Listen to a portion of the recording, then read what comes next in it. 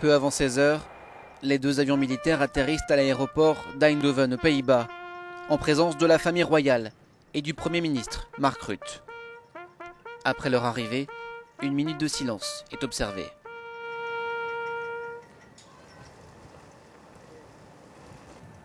À bord des deux avions, 40 cercueils contenant les dépouilles d'une partie des victimes néerlandaises du vol MH17. Les Pays-Bas, le pays qui paye le plus lourd tribut humain dans le crash du Boeing 777.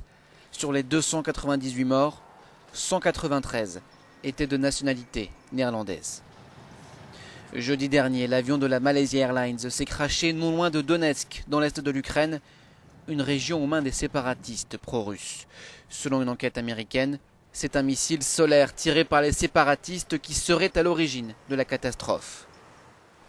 Les corbillards contenant les cercueils quittent ensuite l'aéroport direction Hilversum, une base militaire située à une centaine de kilomètres au nord. C'est là que débutera le long processus d'identification des victimes. Au bord de la route, des centaines de personnes, certaines les larmes aux yeux, regardent passer le cortège.